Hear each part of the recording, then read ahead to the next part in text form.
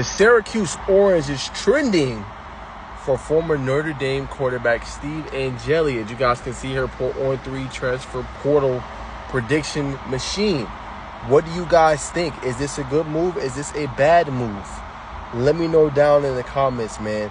Obviously, I think it's a good move for Steve. He, obviously played at Notre Dame. He was behind, Riley Leonard this past year when he stepped in and he was injured. He led pretty good games. Very accurate passer with the football, but couldn't quite make the starter role for this team in the spring. So that's why he entered the portal to kind of test his options, see what's out there for him, see what could potentially be out there. And I think it's a good move for Syracuse because you lost Kyle McCord, who was probably one of the better quarterbacks you've had in a while for Syracuse. You had a really productive year, 9+ wins this year, not counting, obviously, the bowl game. And Syracuse looked like a way better team under head coach Fran Brown in that year 1, right? So how do you follow up that success?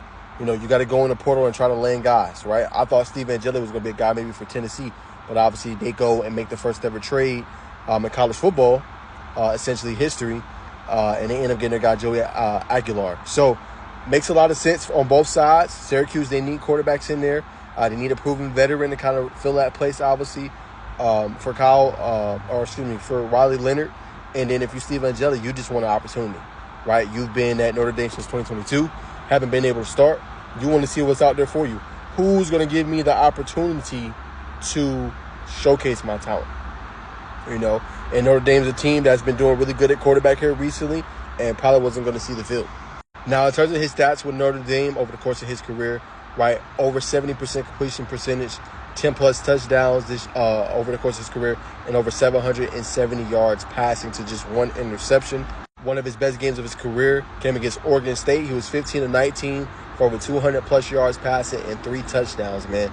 So, obviously, you're getting the guy that when he's been in the spotlight, when he's had to go in and be the guy or be the quarterback, he's shown you that he has the capability to be productive, manage the game, take care of the football, man. So it's going to be interesting, especially with Syracuse not having Trevor Pena, who's one of their best receivers this past year. But obviously they did really good in the recruiting class in 2025, hitting the portal as well.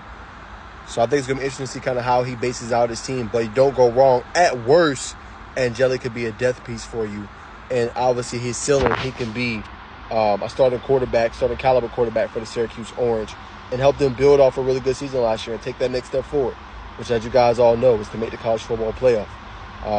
Got close. Well, I say got close last year, but had a productive year. Can they take that next step with Steve Angeli as the quarterback? Y'all let me know down in the comments.